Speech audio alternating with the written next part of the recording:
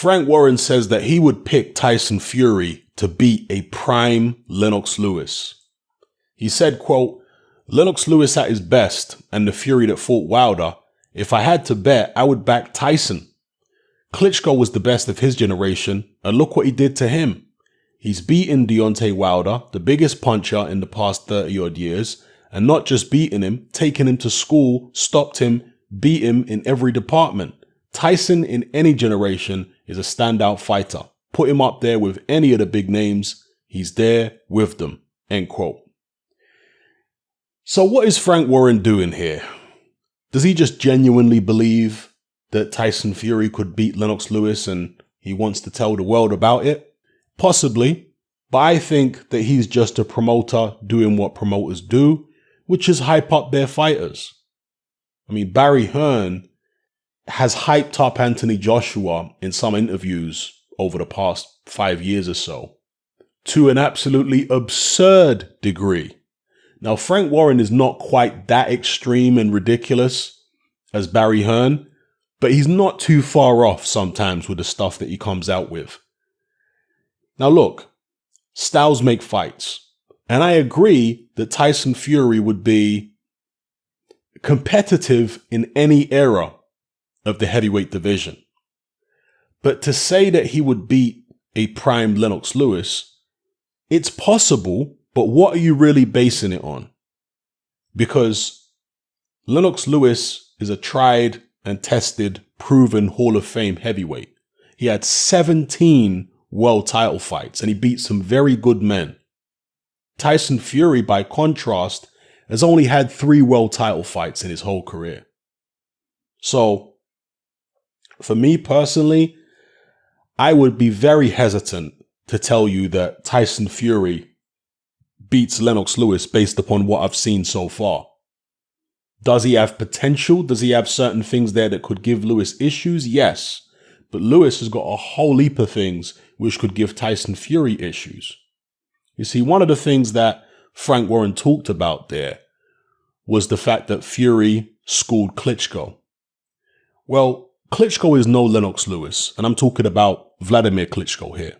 One of the big differences between Vladimir Klitschko and Lennox Lewis is that Vladimir Klitschko didn't like to fight on the inside.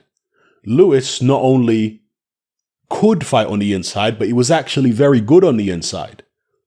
Not the best big man on the inside. I would say the best big man on the inside that I've seen was probably Riddick Bowe. He was very good up close, okay? But Lewis was still good up close as well.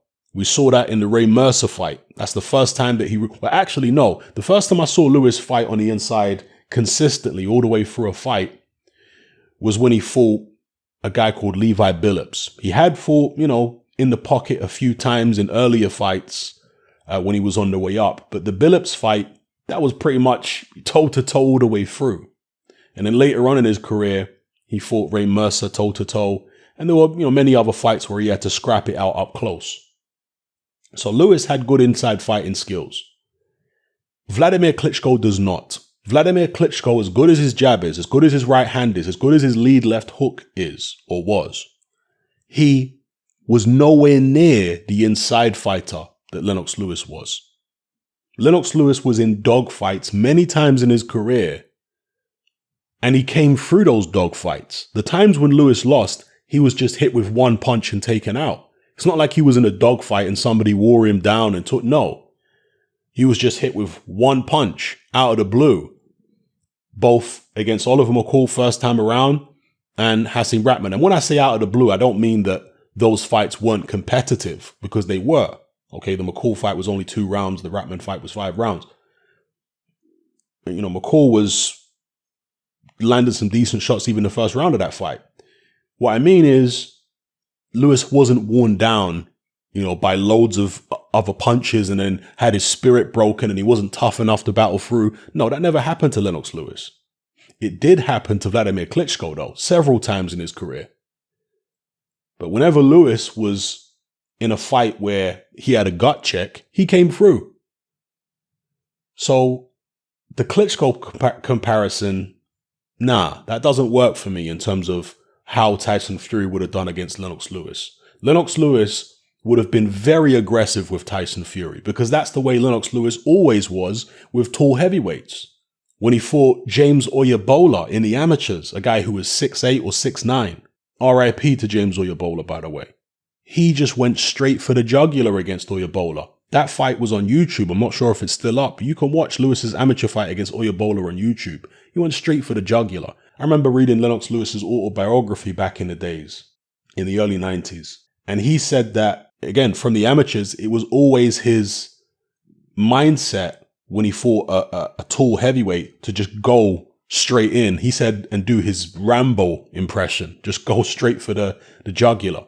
So he did that against Oyebola in the amateurs. In the pros, we saw him fight people like Henry Akinwande, same thing. He was very aggressive.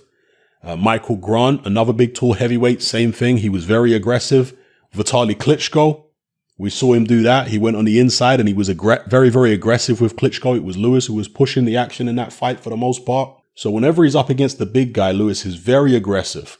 All that being said, I think that Lewis versus Tyson Fury would have Tyson Fury trying to deal with a very aggressive Lennox Lewis, who, by the way, is much better than Tyson Fury on the inside. I think, who is slicker, Fury or Lewis? It's debatable, to be honest with you, on the back foot, who is slicker. Tyson Fury has more flashy moves and he can go southpaw and all that kind of stuff. But when Lewis decided to box on the back foot and be awkward, it was very difficult to get to him. We saw that in the first Holyfield fight. We saw that against David Tua. And there were other fights as well where Lewis just decided to shut his opponent out. And there was very little they could do. Lewis, obviously, as I've already mentioned, 17 world title fights. And he fought some very good men. He's more tried, tested, and proven than Tyson Fury. So a lot of the questions that I've still got about Tyson Fury, Lennox Lewis answered those questions. Do you understand?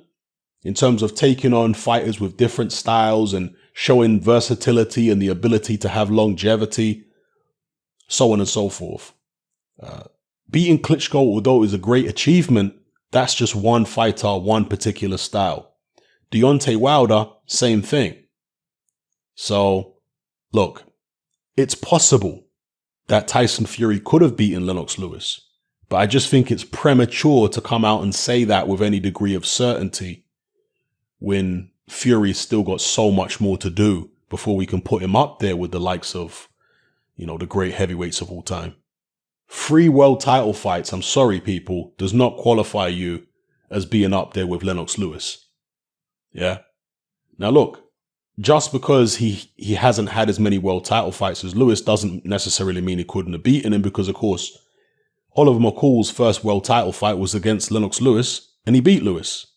Hasim Ratman's first world title fight was against Lennox Lewis and he beat Lewis. So just because you don't have the experience, it doesn't mean you can't beat the experienced guy. Yeah. But at the same time, it doesn't mean you can either. That's why I want to see Tyson Fury fight a lot more heavyweights before I can start putting him in those kind of conversations there.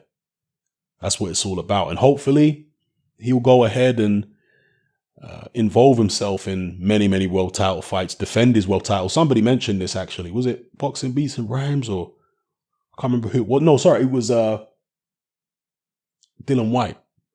He mentioned the fact that Tyson Fury's never actually defended a world title. And that's true. He had the world titles from Klitschko, got stripped of those, vacated, I think, one of them.